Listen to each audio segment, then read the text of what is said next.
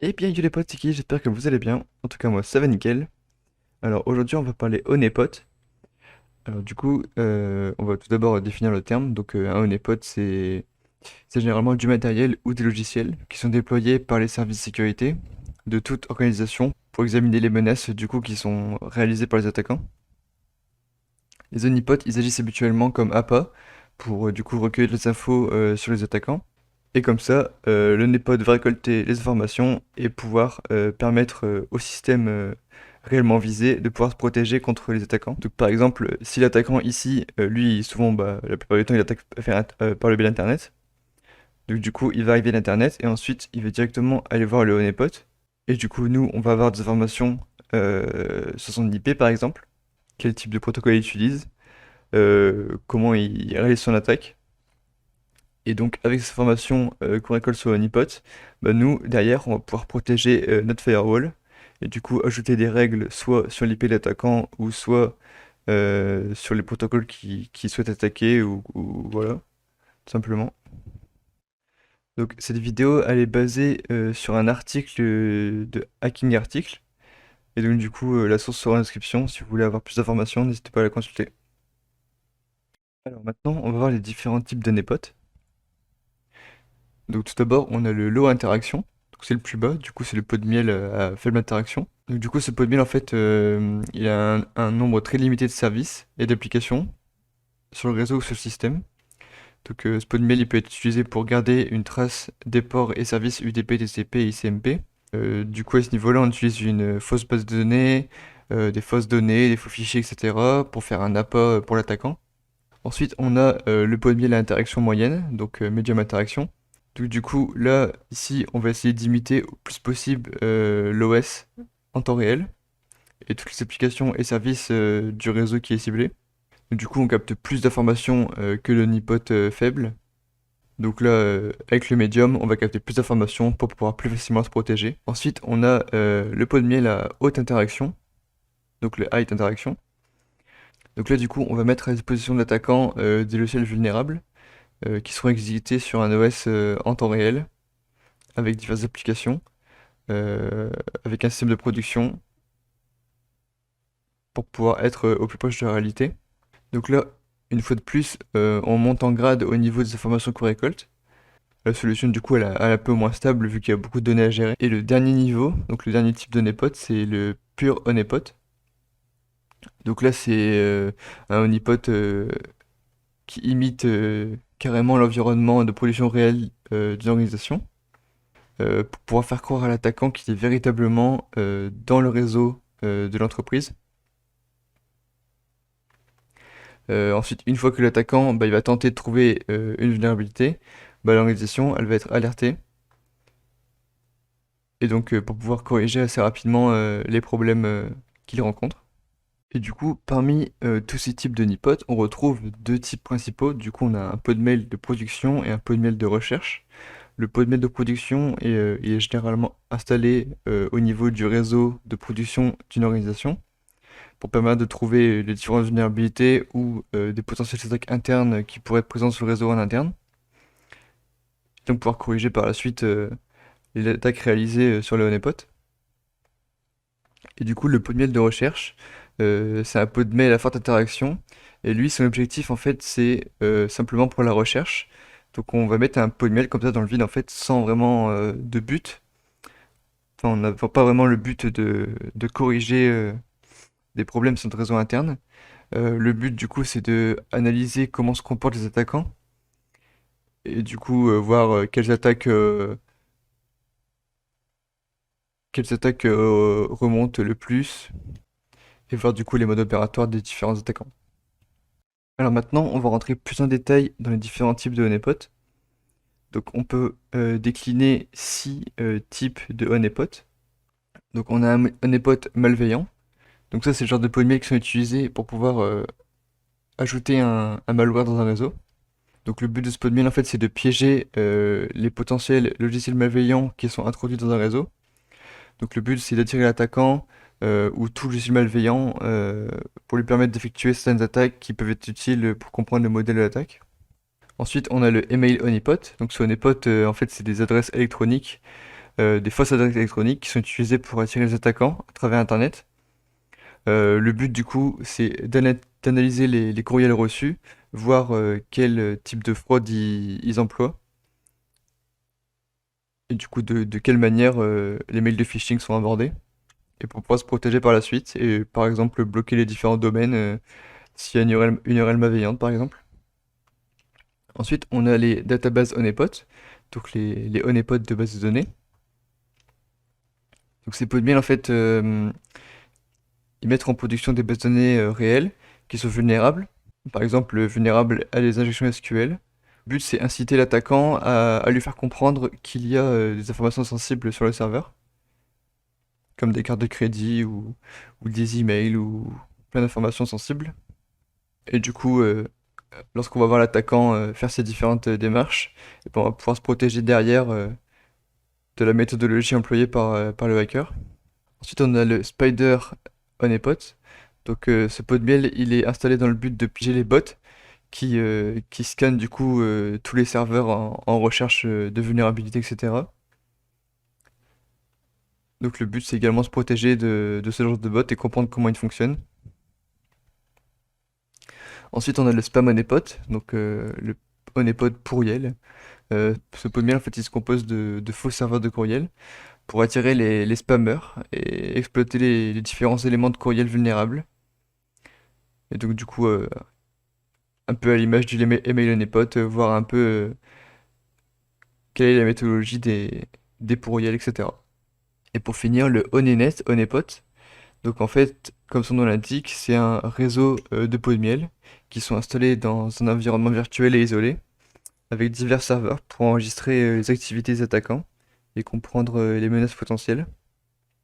Alors maintenant, on va tester différents honeypots. On va commencer par un honeypot sur Windows, donc du coup ça s'appelle Honeybot. Donc c'est simplement un but démonstratif, donc je vous conseille pas forcément ce honeypot là. Moi je me base du coup sur l'article de Hackney Article, et donc du coup vous pouvez déployer le honeypot que vous souhaitez. Alors dans un premier temps, vu que c'est un honeypot Windows, on va tout d'abord scanner ma machine Windows, voir quels ports sont ouverts. Hop. Donc je fais un nmap sur l'IP de ma machine Windows.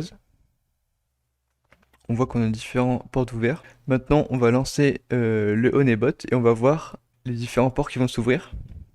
Donc là, normalement, lorsque vous installez le Honeypot, vous arrivez sur une interface comme celle-ci.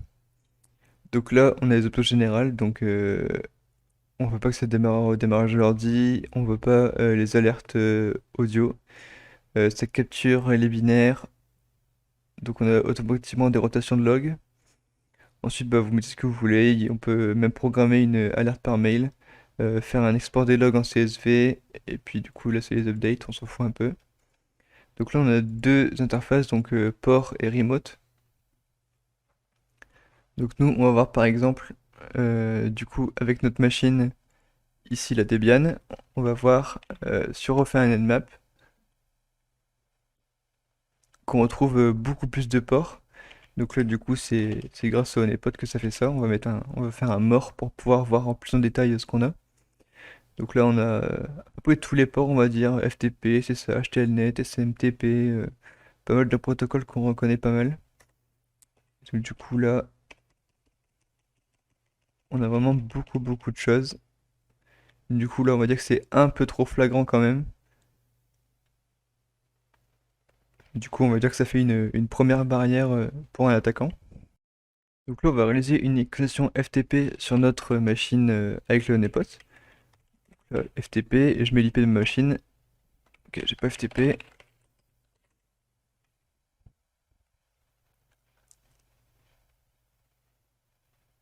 Voilà, ça devrait aller mieux. Voilà, donc là, on va faire une connexion Anonymous. Voilà, on va faire exit. Voilà. Donc là, on voit bien que sur notre honeypot, on a une information comme quoi il y a une machine qui s'est connectée sur notre machine. Donc là, pour l'instant, c'est sur un réseau local, mais on pourrait très bien mettre le honeypot ouvert sur Internet.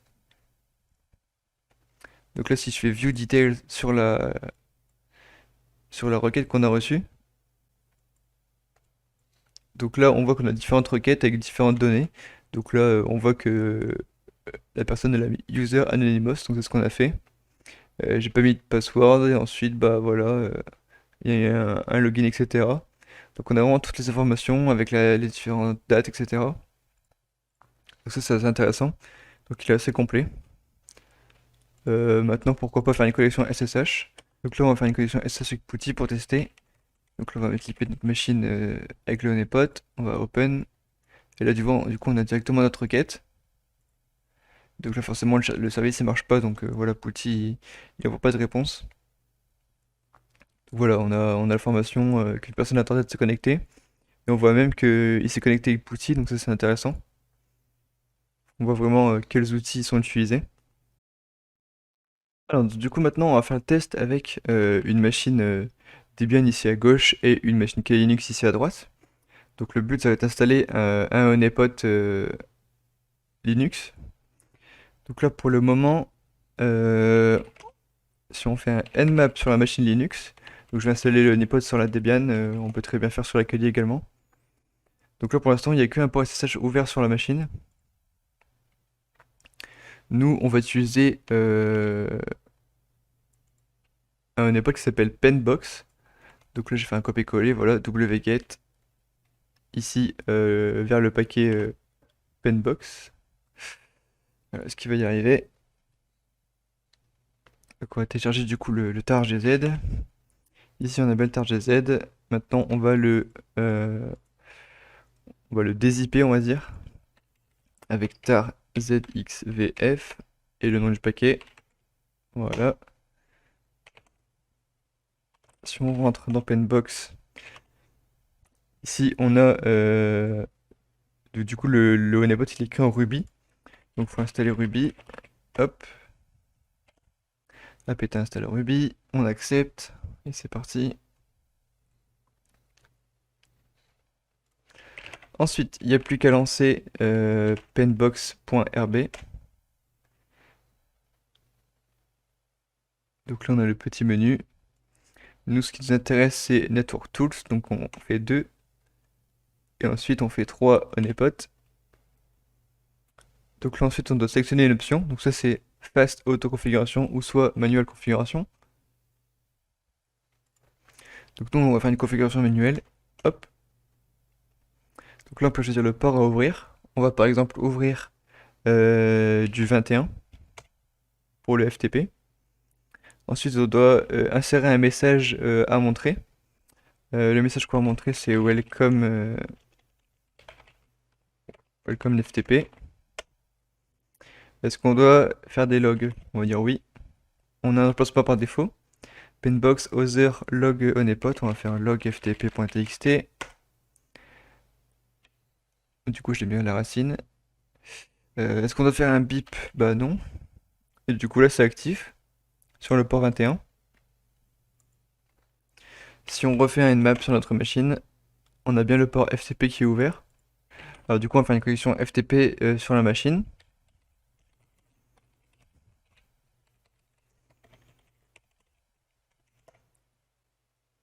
Voilà, donc là on a fait FTP Anonymous avec l'adresse IP de la machine. Et là du coup on a une intrusion detected depuis tel IP avec tel port. Et donc là du coup on a la date, etc. Alors maintenant on va tester la fast auto-configuration. Alors si on refait un nmap sur notre machine, hop. Du coup là on a un port 80 d'ouvert. On va ouvrir un petit navigateur pour tester. Et du coup là on a directement la requête avec un access denied. Donc là, c'est un honeypot avec peu d'interaction, étant donné on n'a pas de service derrière. En fait, c'est vraiment un port simplement ouvert sans vraiment de service derrière. Voilà, en tout cas, j'espère que la vidéo vous aura plu. Si c'est le cas, n'hésitez pas à liker. Si vous avez des questions, n'hésitez pas en commentaire. N'hésitez pas à vous abonner si ce n'est pas déjà fait. Et moi, je vous dis ciao ciao pour la prochaine vidéo. Salut!